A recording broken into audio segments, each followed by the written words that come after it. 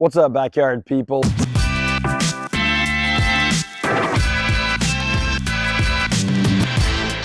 If you're thinking about laying out a larger property, we're talking about a few acres, you want to think through these zones. So if you've seen our other videos, this video is about zone 3, which really is the middle of your 5 zones. We call this the transitional zone, but it's a lot more fun than that name sounds. So this is where on most properties, you can still see this from the house. It's not so far out that it's obstructed or just too far to see. So this is where we can start doing some things where you may be watching the kids from inside, or if you're having a party, this is part of the core energy hub area of the party. But it's also where you can do some things that you would not want to do right up by the house. For example, a fire pit, or you might have, if you're anything like me, a pretty large one.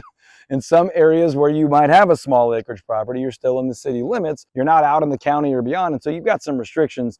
And you have, if you're going to have a fire, for example, it's got to be in a confined space. So you might want to have a fire pit where you can burn brush or have a big fire. This is where you would do things like that, or a pergola, or picnic tables, or multiple picnic tables, or in our example, a play area for the kids. You know, if you've watched any of our videos, you know I'm going to stick some sort of fruiting plant in every possible zone I can. So we've got a couple of apple trees here and a couple of berry bushes here as well. It's transitional. You can do some of the things that you would do in other zones here, but what I like to think of is, hey, I can still see that from the house. I can't see zone 5 on my property where we have ponds. I can sort of maybe kind of see parts of zone 4 where we have an orchard and the kids are playing in the field. I can see parts of that, but I have to look through zone 3 where I have structures, permanent structures that obviously aren't going to be moved and I can't always see through, like a greenhouse or a pergola. This time of year, we're a little bit overgrown here, but I like it. So I like to let zone 3 be a little bit wild sometimes, but it's also, I need to maintain this more.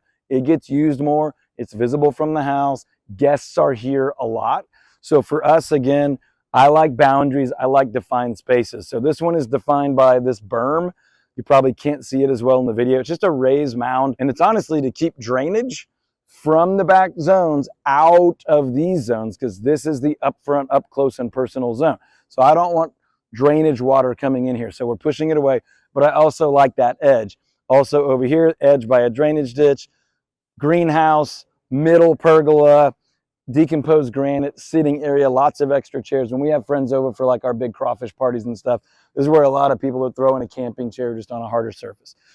Fire pit, benches around the fire pit, that get used even in Texas, like 9.5 months a year.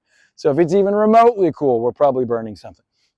And then play area, this is where we do a lot of sports stuff. So long toss with my son or bumping volleyballs with the girls. Some zone 2 there too, you'll see that soon. We'll set up a pitching mound here because we have the distance, but we don't always want to go so far back. And then the play area with the kids. And I would say if you have the ability, if you have the privilege, if you're watching this video, you're probably into big backyards, get you some stuff that no one else has. Okay, so these two little rocking, we call them rockamals. It's the rocking animal thing. We sold a property to a friend. Again, that's what we do. If we can help you buy or sell a property like this, our information's near here, let us know. We sold a property to a friend. These were in the backyard in rough shape. Nobody wanted them. I went and dragged these things with concrete and rebar in the bottom, and then we re-concreted them in and repainted them. No, I don't know anyone else that has those in their backyard. And it's not to show off. It's just when you have the space, you get to do cool stuff. Our kids have loved those. Guests love them. There's like 16-year-old kids rodeo riding those things from the ground to the ground on either side. But this is the cool zone to do stuff like that, where you have the space to do something extra, but this is a space where things are going to get seen, they're going to get used, and it's going to get passed through a lot because people are coming from one zone to another. Once you're living in it, you're not thinking of it as a zone, but on the way to the orchard, I'm coming through here. If I'm going back to the pond, I'm coming through here. So it's got to be open and flexible, but also very, very usable. So for us, pergola, lots of picnic lunches, play area, perimeter. We're always trying to grow natural perimeter privacy. So we've got some shrubs and hollies coming up. But on this side, as you can see, we don't have quite as much privacy as we would love over here yet. Great neighbors, but we like that feeling like we're out in the middle of nowhere country kind of feel. Bordered by zone 3 where things start to get very, very fixed and permanent and getting really close to the house, part of kind of the house and perimeter. So zone 3, transitional zone, be creative. This is where you might see some things like trampolines. If you were doing zip lines, those could be kind of 3, 4, or 5, but you would not be doing those in 1 or 2. If you had a garden, it could be zone 3. I like it in 2 or 1, and we'll talk about that later. Just you don't want it to be so far that you don't get out there enough, right? So think zone 3, transitional. You can use it flexibly.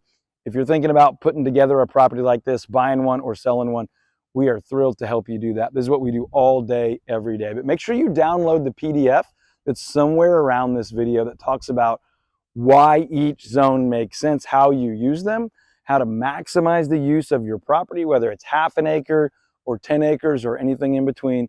We're not talking normal neighborhood, and we're not talking farm and ranch. But in between that, this is a strategy that will help you really enjoy and love and use your property, and share it with others, or let it be kind of that safe respite place for you. I'll see you on the next video.